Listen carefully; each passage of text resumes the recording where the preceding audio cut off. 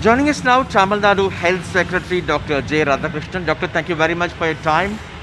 After a long time, Tamil Nadu's vaccination numbers have touched 4 lakh, but on the whole, it's hovering around 2 lakh. Any particular reason for less numbers?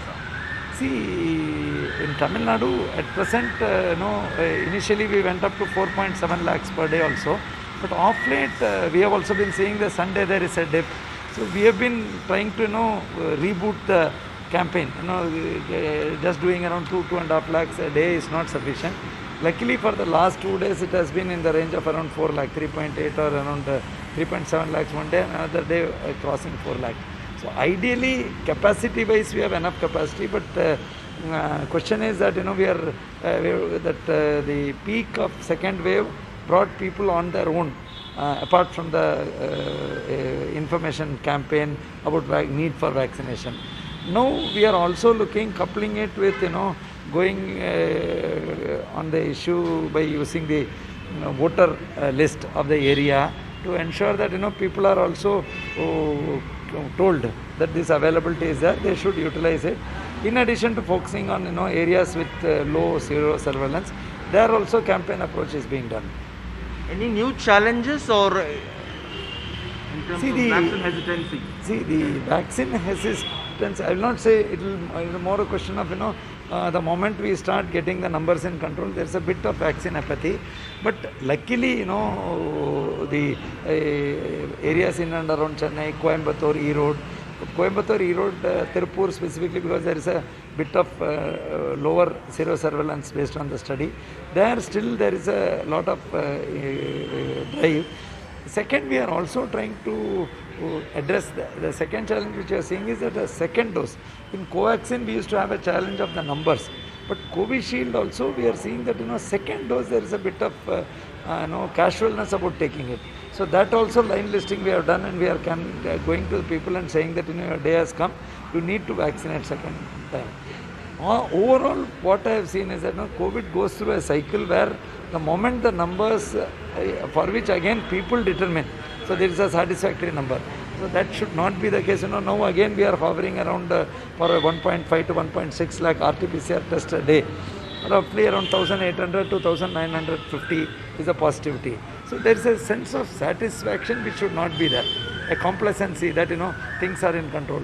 So we have identified areas, especially in and around Chennai, Chengalpet, the neighboring district of Chengalpet and Tiruvallur in particular, plus Coimbatore, Erode, Tirupur, and peculiarly Delta districts, Tanjavur, Tiruvarur, Nagapattinam, Mailaduthurai seem to be having and regularly throwing up numbers.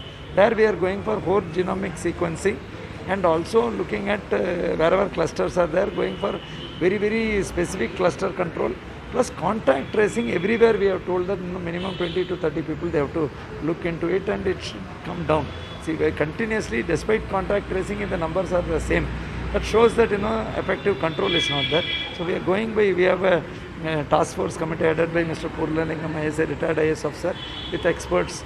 So they also keep giving us suitable advice. National Institute of Epidemiology, we keep consulting them. Earlier, Tamil Nadu witnessed vaccine short supply. How is it now, sir? Is it less vaccination because of less supply or less demand now? See, now I will not say it is because of, we have roughly today also 10 lakh doses on hand. And we are doing only around 2.5 to 4 lakh. So now I would not say this as a reason. Right. But definitely, if the availability, if it goes up, like, we also see the way UP is doing some on days it does about 20 lakh. So that kind of thing can be there only if you have 20 lakh. But definitely, we have, now supply is not an issue. Though I definitely feel greater amount of supply considering the logistics, we will be able to plan even further. So that we are constantly in touch, and now I will not attribute this particular dip to supply. And around, some estimates say around 3 lakh people have not been able to take the second dose of Covaxin. See, Covaxin, there was a bit of supply issue. Now, Government of India has done a targeted supply of Covaxin also, specifically for second dose. So, we also have the line list of people, and particularly Covaxin, now we have also told that, it will be reserved for the second dose, rather than, giving more and more fresh doses till the supply stabilizes. So, we have the line list, and the supply since has been delivered also. Almost 3.73 lakh we have got. So that we are just focusing on the second dose supplies. In terms of reopening of schools, anything clear at the moment? See, already the date of reopening of schools has been, particularly 9 to 12 standard, has been announced. Medical colleges, the first 4 years which were on online mode have started from 16th itself. Our main challenges this time has been, Chennai, if you look at religious and cultural gatherings leading to localized clusters. Then we also had the gated community clusters where people go out, get it, then go to the local playground, they do. So we have to change. Earlier, focusing only on shopping centers and main thoroughfares was one style. So districts, similarly in Coimbatore, function-based clusters were there, and also workplace clusters were there. So we cannot, take the foot off the pedal now. We are concerned that, 5 to 6, we are looking at virus suppression in some of the districts where it is very low in number. But knowing that travel issues are there, knowing that, any new strain or a mutant could come at any time, vaccination is a way forward, and, follow-up of this COVID appropriate behavior religiously, and the standard operating procedure, we have been seeing that, some of the permitted activities they are doing as a ritual, not in spirit. So we have gone and checked that, thermal scanner shows the same temperature mechanically. So this we have put nodal officers to check these things and rectify. So by and large, there has been, after an increase, it came down up to 1756 in second wave, from a peak of almost 37,000 cases a day. But the upsurge has been checked because we immediately took very stern action of closing some more a micro-container, smart lockdown kind of thing in specific 9 thoroughfares and shopping centers in Chennai. Similar localized steps were taken by the district collectors. So that freedom has been given, that micro-containment should be the way forward, cluster containment, greater fever surveillance, not reducing the number of tests. So the standard steps have been re-intensified. Tamil Nadu has the first of its kind roping in corporates to spend their CSR on vaccinations. Has it achieved its purpose in terms of utilizing the unused quota meant for the private hospital? See, the stated position of Tamil Nadu also, as seen from the letter sent by Honorable CM to Government of India, is that 90% should be reserved for the state, that is the state quota, and 10% only because the private sector can go, because our reading also, those who pay and take vaccine is only around 6%. But having said that, corporates can fund it, and CSR we found was a very good meeting place. So we were able to mobilize quite a lot of funds, which hospitals either in and around the corporates area or non-specifically also a lot of donations came, which private sector hospital under its quota utilizes to make payment upfront and get the number of quota. So even districts which are very non-industrialized like Dharmapuri, we were able to mobilize. Of course, Hosur is a very big number, Karur is a very big number, apart from Chennai, Coimbatore and Trichy. So this definitely helps us to go more and more over and above our pro rata allocation through the free vaccine. So this also indirectly gives free vaccine to people through the private sector allocation. So that was a win-win situation. So we have been following it up and getting good response. Lastly, how prepared is Tamil Nadu if at all there is a third wave? See, even today we have a pediatric task force meeting which is going to start now.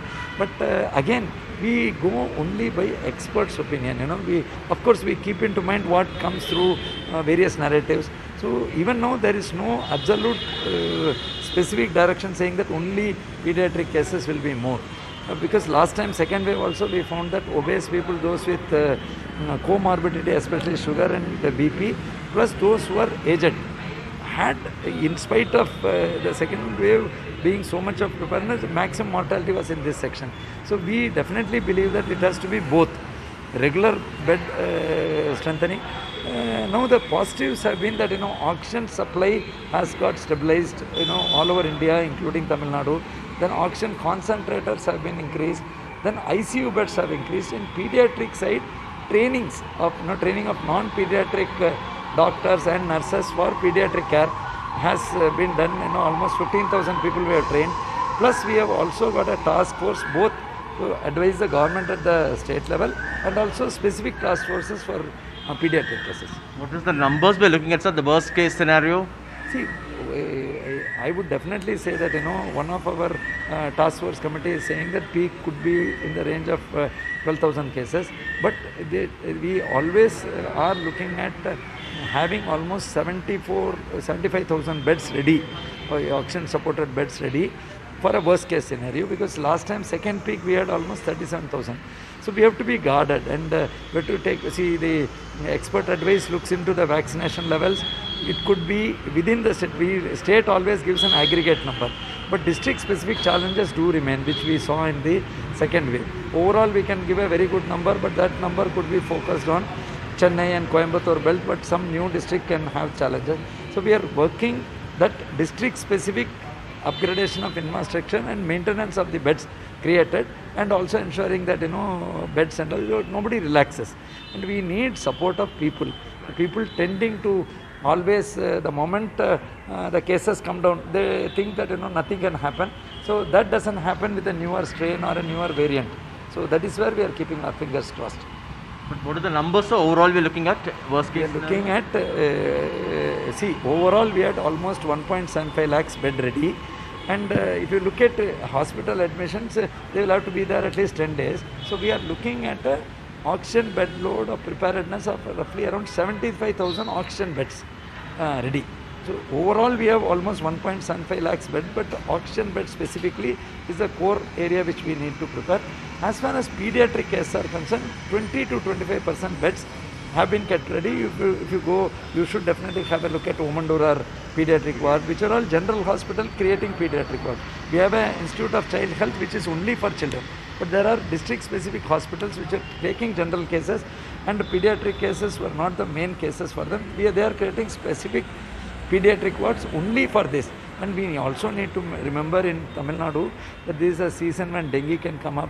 Right. Neighboring state had reported Zika, and other pediatric cases also come.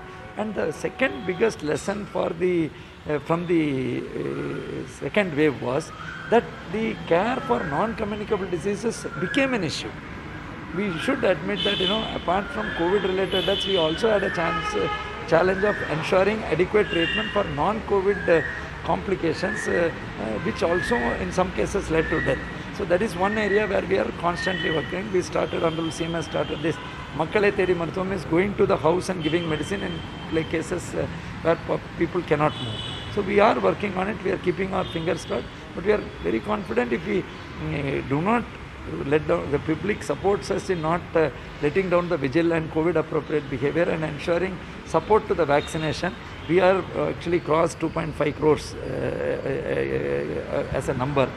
But when you look at other states like Maharashtra and Kerala, as a percentage of population, we have some way to go. And what we lost in the first 4 months, where allocation was on consumption and wastage, we have been seeking with Government of India that if we need to make up the delay, right, make up the lag in the percentage terms, we need to be supported for what we lost out in the beginning. Now, of course, these months it is based on our population. Our preparedness is in terms of daily tally. What will be the approximate projection, sir? See, daily tally is what our special task force chairman in fact mentioned in one TV interview, that he is expecting around 12,000 cases. Every day? No, in case of such a situation, that also can be avoided if people work. But we cannot take chance in the second phase. The first phase we had a peak of 6,993 cases. Second wave we had a peak of about 37,000 cases. So we are looking at a thing that we should be able to be prepared for any surprise. But general feedback of the experts is that if we all people cooperate and we are ready, so it may not touch the second wave peak, but we cannot take chance. You know, COVID has always given a lot of surprises. Thank you so much, Doctor, for your time. That was Dr. J. Radhakrishnan, Tamil Nadu's Health Secretary, talking to us on the vaccination situation in the state and Tamil Nadu's preparedness for any possible third wave. In Chennai with Suresh, Sam Daniel, Find Your TV.